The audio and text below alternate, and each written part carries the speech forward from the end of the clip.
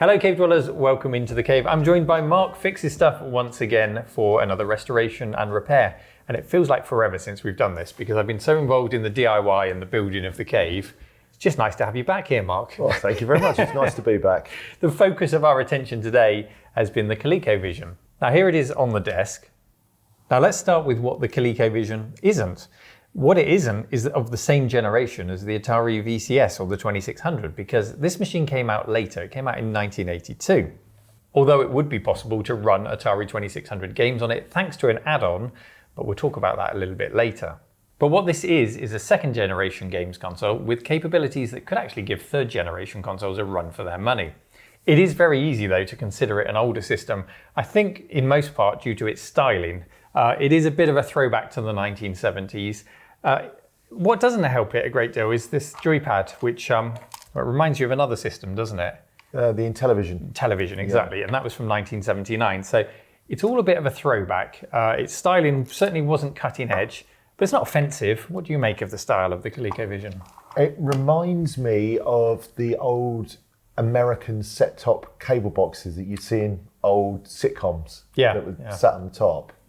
So yeah, that's where I get my sort of vibe from, and that's why I sort of lump all that technology that was slightly before my time in together. Yeah, almost looks like a wired remote control for your television to change the channels on your cable there. So I can see the style they were going for. It was, like all of the consoles of that time, designed to sit under your television. So it makes sense that it perhaps followed that styling. Now, the ColecoVision was released in North America in 1982 and would be followed up with a European release a year later. That's a delay in console releases that us Europeans would have to get used to over the years. I think the one I waited longest for was probably the N64. I think it was nearly a year from Japanese to American to European release, and I was just desperate to get hold of that console. We had to get used to it. Do you have any memories of having to wait for consoles to be released? Well, I don't remember how long I waited, but I do remember seeing the Mega Drive being announced in Japan and seeing all the screenshots in computer and video games and things like that, and then having to wait for that system to hit the Dixons and Currys of the UK. Now, outside of the US, the ColecoVision was distributed by CBS, so it was known as the CBS ColecoVision. But interestingly, we're not working on a European one today, are we? No, it's a North American NTSC system. Okay, so that presents its own set of problems for us. They're electrically different inside when it comes to the video circuitry, but that's nothing we can't work around. So let's talk about the technical specs of the system, Mark. At its heart, we've got a Zilog Z80 CPU running at around 3.5 megahertz, had 1K of RAM, 16K of video memory, and games could be enjoyed in 16 whole colours. Yeah, well, you mock, but that was quite a step up from some of the systems of the day. It's also got a Texas Instruments sound chip in there, which gives you 3 tone generators and 1 noise generator. And the whole package was designed to try and bring a real arcade experience into the home. Now, you've had a lot more experience with this through the repairs that we've done, and we're going to look at those shortly, than I have so far. I'm really looking forward to playing some of these games. A lot of really familiar titles, Donkey Kong, Golf, all kinds of titles that you'll know from the arcades. So they were pushing hard to get these into the home. Yeah. What's your first impression? Have they got anywhere close to an authentic, for the period, arcade experience in the home? I actually think they did. They got really close, and when you look at the graphics, they're very much of the era that the arcade was in. And even the specs of the sound, they don't sound that impressive, but if you think of the arcade machines that were out at that period, they're a very close match. Now, Golf, as you mentioned, is quite a good example because they were really pushing the envelope on sound then in the arcades to try and attract more people to put their quarters in. So Golf had a speech chip, which this doesn't. So that's one thing that you can notice, that they're slightly behind the curve, but only slightly. Maybe asking a bit much to have a speech chip included as standard, but if it's only lost the speech in the port to the ColecoVision, then I'd be very impressed, and I'm looking forward to seeing that in action. Absolutely. That sound chip did actually make its way into 1 or 2 arcades, or it had already been in 1 or 2 arcades before it was used in the ColecoVision. So, there are some very close arcade connections there to give you that experience. Now, in terms of a games library, there were over 130 games released for the system. The platform, it actually did a roaring trade when it was released. It sold over 2 million systems in its lifetime. Wow. And that was helped in part by the very good version of Donkey Kong that was included as a packing title. Now that might come as a surprise to some of you, being a Nintendo game, but the president at the time, Arnold Greenberg of Coleco, he was a very shrewd businessman, flew over to Japan, managed to secure those rights with Nintendo, verbally only at first, apparently, as was the way business was done over there. Absolutely. You know, your word was your bond. Donkey Kong hadn't actually been released outside of Japan yet. He saw it there. He went back to the Japanese president of Nintendo and said, I want the rights to that game. And he pretty much gambled on it being a success. And of course, it was a huge success. And it really, really did drive the sales of the ColecoVision. They did manage to get that agreement in writing. So there's a little story, which we won't go into too much detail here, but basically Atari also were told that they could have the rights. They were. And Arnold from Coleco managed to actually get them to put it in writing and say, no, we've got the rights, you can't give it to Atari. And given the success of the Atari 2600, the Atari 5200 then came out. That was the competitor of the ColecoVision. And the ColecoVision managed to outsell it by quite a large margin. So I think that deal was probably systematic in this system's success. Yes, when you look at the ColecoVision version of Donkey Kong and then compare it against the Atari 2600 version, the difference, it just makes the 2600 version absolutely laughable. And in fact, there's a fan remake for 2600 that is so much better. Okay, they went back and revisited it. Yeah, it's not to say it stopped other systems from producing Donkey Kong games. They just gave them obscure names like Angry Monkey or whatever else they would have called Killer Kong. Killer Kong. So it didn't really stop them, but it was a quality version and it was the official version by Nintendo. Now, buoyed by the early success of the ColecoVision, Coleco went on to produce a series of expansions.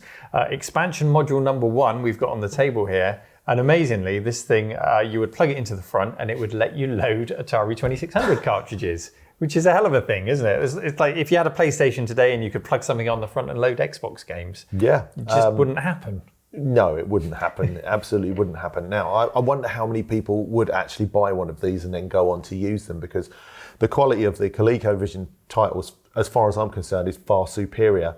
But that's not to say that this backwards compatibility didn't drive sales against the 5200, because the 5200, of course, wasn't backwards compatible with 2600 titles. That's an interesting point. But the price of this come 1982, 83, 84, surely you could have picked up a second-hand 2600 for less than buying that. Oh, I think so as well. But you know, people like to have everything together, didn't they?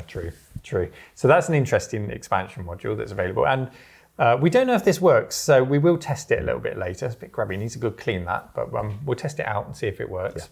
And amazingly, it was made entirely of off-the-shelf parts and a custom clone that Coleco made of the TIA chip, which drove the 2600's video. They didn't get away with it. No. It did end up with court cases being threatened. Coleco and Atari settled out of court for an undisclosed sum.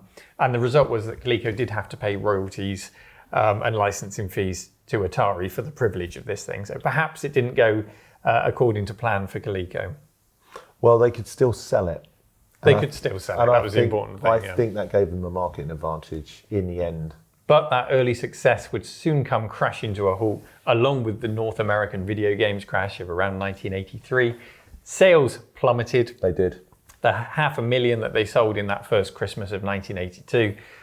They did get to 2 million eventually, but by 1985 they discontinued the system. Such was the disaster that had become the games market at that time. In America, we didn't suffer the crash over here quite so much. No, that's a disclaimer we have to put on pretty much every video when we talk about it, isn't it? It's the North American video game crash. Yes. We were fine with our ZX Spectrums and our Amstrad, but this system, despite being on sale over here, was affected.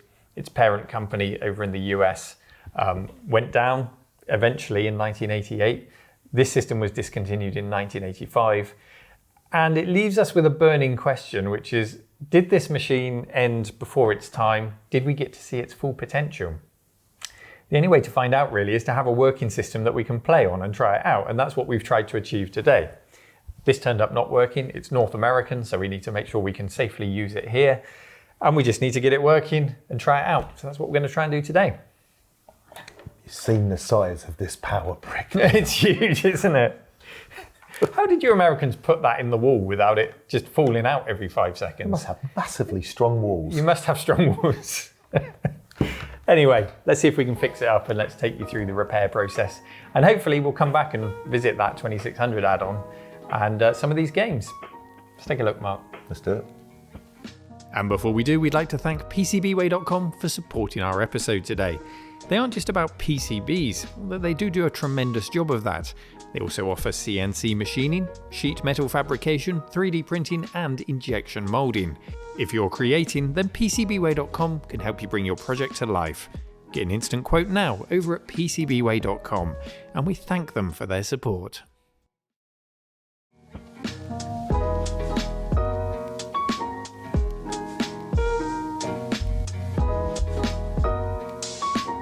Here then is our American ColecoVision, and it has bigger problems than all that dirt on it, as is demonstrated by popping in the Donkey Kong cart and turning it on. And I know this is an old system, but the graphics should be a lot better than that. Of course, the prime suspect in any cart-based system, especially one as grubby as this is dirt. A dirty exterior likely means a dirty interior too, and my suspicion is the cartridge slot itself being too dirty to make good contact with the cartridge, so we want to make sure that the connectors are nice and clean. Now I know you've got a trick up your sleeve for this, haven't you, Mark? A trick for cleaning cartridge slots. I've seen you do this before. That's right. I've got a range of reusable cleaning tools that I've made over the years out of mylar plastic, and it's something that anyone can put together. I've never had to clean a ColecoVision though, so we'll have to make up a new tool. First, I'll measure up the width of the cartridge connector, and that's about 40mm wide. Then we'll mark that out on the plastic so that I can cut it to size. And for the more observant of you, well, I'm saying nothing right now. You carry on there, Mark. I actually don't know what you're talking about, Neil. Happy with my new tool, I print a special label for it so I can keep it with the others.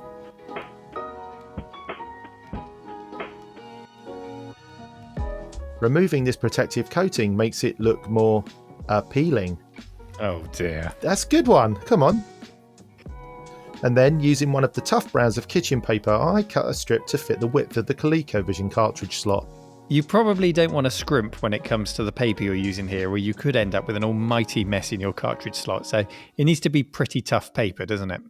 Yeah, and some masking tape can hold it in place whilst you clean. The final depth of the tool is actually thinner than a cartridge, so you've got some tolerance to slide it into the cartridge slot and clean it without stressing or bending the pins. I mean, it's still possible to do damage if you get very heavy-handed with it, but use gently. It's a tried and tested tool in our armoury here. This one won't be, though. Do you want to tell us why, Mark? No, this one won't be. Because when I went to use it, I found that I'd cut the plastic and used the wrong half of the cut to make the tool. Genius. I did wonder why you were laughing over there. As if by magic, boo, nothing to see here, the 40mm tool. We can just edit that bit out then, right, Neil? Oh yeah, I promise I'll do that. With a bit of contact cleaner applied to our newly created contraption, it goes easily into the cartridge slot. After it's sat for a while, we give it a bit of agitation to work the contacts. How long did you leave that in there before you started wiggling it, Mark? Just a couple of minutes to let the contact cleaner go to work, and then we start working the dirt out onto the paper towel. And this can't have been helping. It was filthy. After a couple more cleans of the slot, we also cleanse the cartridge fingers themselves, and we can be pretty confident that good contact is now being made. Time to test the system again. Sadly, it wasn't that simple. The problem persists, so we'll have to take a look inside. There's a misconception that you need to remove the front decal on this system to open it up. So why are we doing it? Well, because we didn't spot it in the service guide until after we'd actually removed it. In the manual it reads, to remove top housing carefully, pull out and up in front, then do the same for the back. Do this back and forth firmly until the top housing pops off. At this point, do not tamper with the front housing. There is never a need for it to be removed, so it really couldn't be any clearer. Well, thankfully no harm done in the process. Just be aware that you don't need to remove the sticker and save yourself the hassle. Out come the front screws to reveal, well, not a lot really, and then comes off the lid to reveal dust. I bet you're looking forward to cleaning that up, Neil, and as this will be getting a good soaking, I've removed the other decal so it doesn't get damaged. We'll put that safely to one side. And then I began looking further into the problem. Being a US console, we have to use a step-down converter for the power, which decided to have a protest and completely stop working before I'd even got the shielding off of the console. So that had to get in the bin. Whilst Neil finds another step-down unit, I cleaned the switches. This switch had been problematic before, and I'd noticed that just touching them caused changing garbled graphics on screen. And any resistance in these switches can be a cause for concern, depriving the circuits of one or more voltages, so I'm giving them all a clean. This one is the power switch, which I'm dousing in contact cleaner, and will work out any dirt by giving it a good old wiggle. Now this is a step-down converter. Rated for a maximum draw of 1000 watts, it makes your other step-down transformer run home crying for its mother. Time for another test.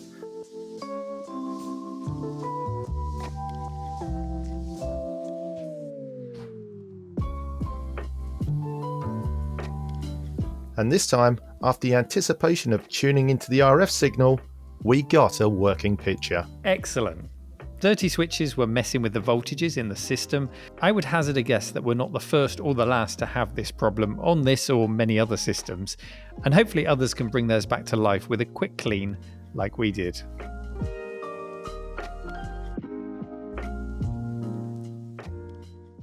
So Mark, we've got a working system now, a successful repair. Once you'd figured out which piece of plastic to use to clean the slot. Okay. We could have edited that out, but it tickled me too much, so I'm going to have to leave that in there. Thanks for that. Appreciate that a lot. Now, it's one thing repairing things. We always like to take things a little bit of a step further to improve the experience where we can. Is there a possibility of doing that with this machine? Yeah, absolutely. I mean, the issue with the machine, which we found in the end and didn't actually make it into the footage, was that the channel select switch on the back was dirty and it was fouling the signal. So I'm not sure what was going on there, but a couple of wiggles of the switch, I actually touched it, the image sprang into life. So I've cleaned it and it's been fine since. Mm-hmm. I think what we need to do is composite mod this so that we can get a clearer experience. And we're not looking for razor sharp graphics. No. Because you've got emulators for that. So I think what we'll do, I can build a little amplification circuit for the video, and we'll make it adjustable so we can dial it in, get the best possible picture, and we'll tap the audio out of it. Okay. See if we can make it a little bit better for everybody to play here at the exhibition. Sounds good. And to make sure we don't run into any more problems with dirt getting into switches, I think we can clean up the board. We can clean up the case, and I'm a little bit worried about reattaching the sticker back to the front because we used heat to get that off. Yeah. We want to make sure it gets back on nicely without the sticker stretching or any signs of wear and tear on there. So we'll figure out how to do that shortly. Then we can play some games. Yep. And then we'll see if this Atari 2600 module works, just as a little extra to cap it off. I think so. Right, back to the soldering iron. Back to work.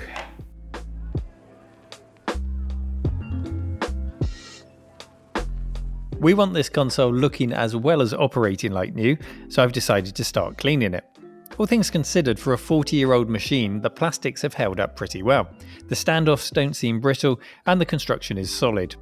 I didn't feel too much like I had to handle it with kid gloves while getting all of the dirt and the grime out from the crevices in it. And whilst Neil was being a scrubber, I want to improve the quality of the picture from the console, and that means bypassing this RF modulator. I'll need to know where the audio and video signals come from, so I set about tracking them down. Internet forum sleuthing revealed that a good place to tap this in the ColecoVision is pin 13.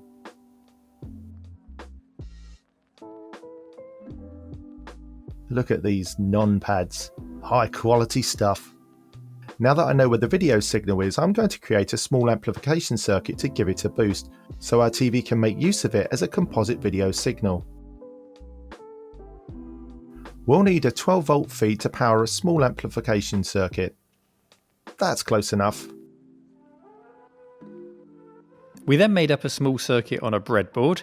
It amplifies the video signal using a general purpose PNP transistor. In this case, we used a 2N3904 with the power to the device controlled via a small value variable resistor, and this will allow us to tweak the power until we get the image that we want. The amplified video signal is then routed out of this yellow RCA cable. The underside of the board isn't very pretty, but if you look carefully you can see a tiny 1K resistor bringing the video circuit back to ground. Our 12 volts will come from here. We'll tap the video from here, and we'll use this nice big ground point. Our pre-tin wire fixes easily to the 12 volt point. But to attach the video signal point, I need to use a touch more solder.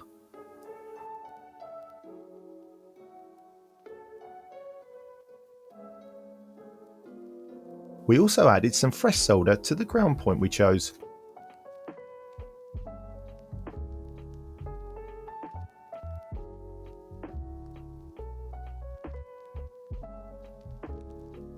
And that should be it, and give us an NTSC composite output over RCA. With our new connector in the test television, we fire it up and we see if it works. And with a bit of tweaking on our circuit, we end up with a nice stable composite image. Much better, no more RF tuning for us. We also hooked up the audio. There's nothing really fancy going on here, it's just the mono audio piped to the left and right audio RCA cables. Here's those points again in case anyone wants to take this route on their own console.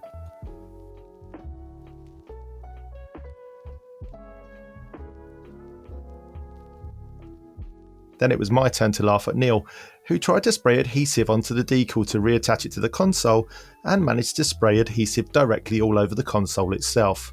Let's see that again, in slow motion. Karma always comes back to get you, I should know by now.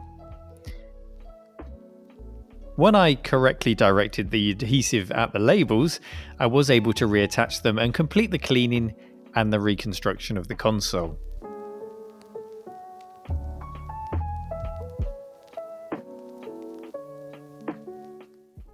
There was also another label which was originally on the console, a note that I'm surprised survived this long, and we could stick it back on, but I'm just going to put it safely to one side. Unless you in the comments insist that it should be on the machine, I imagine most people rip this label off and put it straight in the bin when they got the console. And it will only get more damaged if I leave it on the case, in my opinion. It is a bit manky as well, to be fair. And with that, I was pretty pleased with the result that we'd achieved, considering the age of the beast. It was clean, it was modified to give us a good picture, and most crucially, it's actually working again.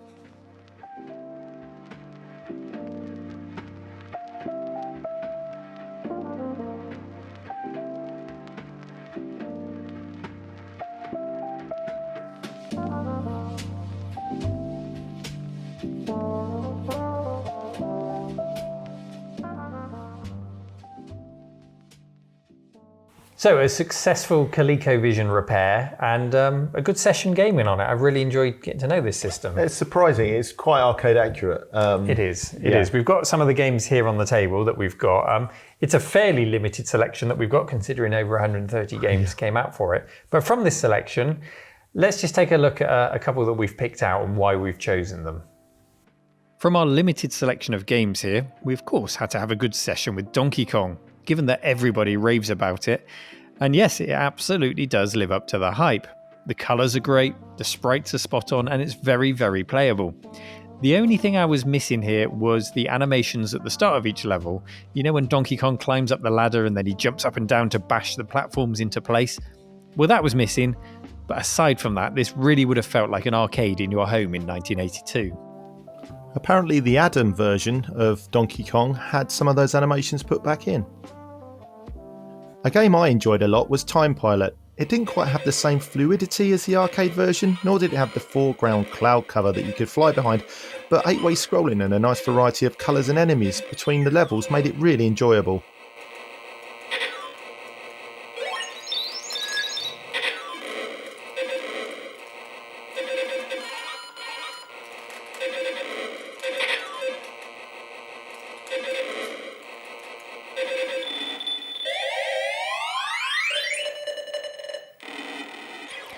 Gorf put in a strong performance too. Adapting the portrait aspect game into landscape, it still did manage to capture it well with fluid gameplay and great sound effects. albeit missing that speech that you had in the arcade.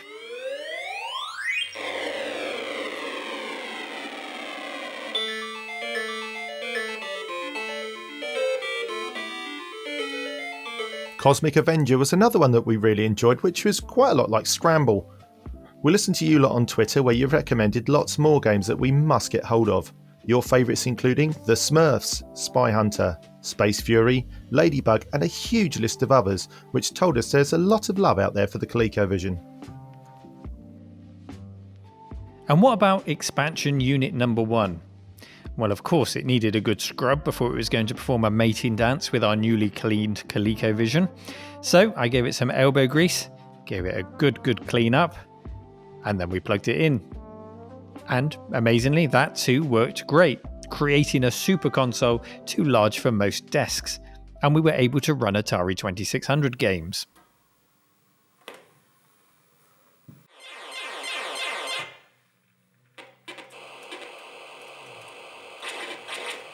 The video output of the expansion routes through the ColecoVision's RF, where we capture it, which is why we wanted to avoid an RGB mod, as we'd lose the ability to demonstrate the expansion as a result. Although with that excellent library of ColecoVision games, I can't imagine I'd dip back too often into the Atari 2600s, but it's nice to have the option.